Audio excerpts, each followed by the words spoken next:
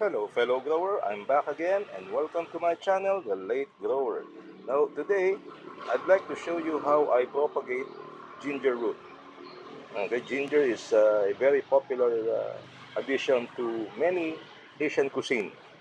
And this ginger in particular, I bought from the wet market in the vegetable section in particular.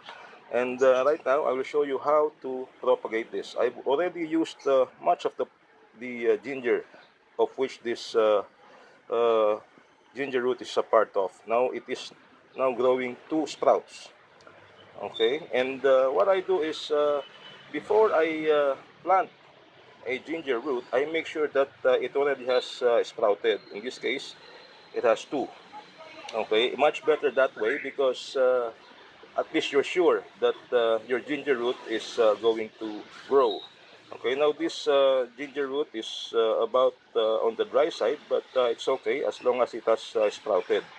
Now, planting ginger root is quite simple. You just bury it about 1.5 inch deep.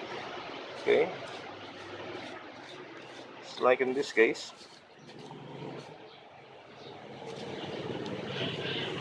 And you can bury it in your soil either sideways or with the sprout pointing up.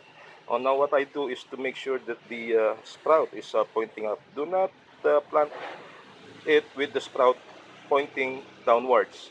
Okay, although it might still survive, but it would be easier for this ginger root to grow with its sprout pointing up. Now you just have to bury it. It's like what you see here. Okay, and water the container.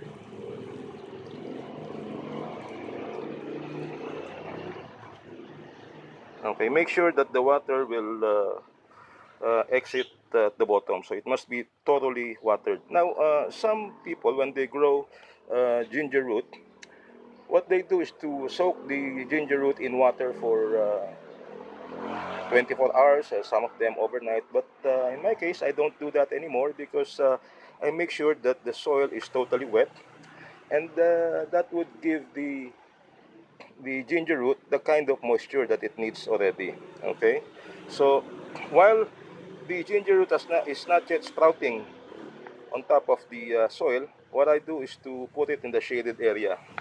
Okay, but once it starts to sprout on top of the soil, then I would give it daily morning sun exposure. And when it is strong enough, then that's the time that I let it exposed in the sun for the whole day. Now, after your ginger root has sprouted, after about 3 months, this is how it would look like. Okay, this is also ginger root that I bought from the market, and right now it is about 3 months old. Now, when it comes to harvesting ginger root, you have to wait for about 4 to 6 months. But if you're like me, who's not really keeping time, no, and see, I don't have a label in the container when it was planted. With ginger root, it is easy to determine when it is time to harvest, and that is, sorry for the noise, and that is when all of these uh, leaves have dried out.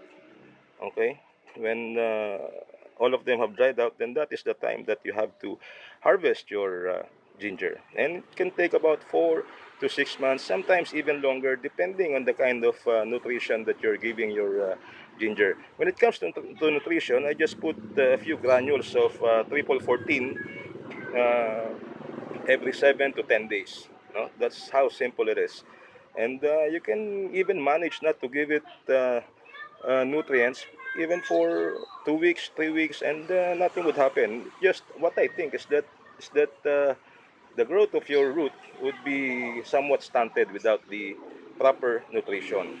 Okay, so this is how you grow ginger root that you bought from a store. Okay, it doesn't require a lot of effort. You just plant them, water them regularly, and in a few months you can harvest and cook your own ginger. Okay, thank you so much for watching and hope to see you in my next video. Bye bye.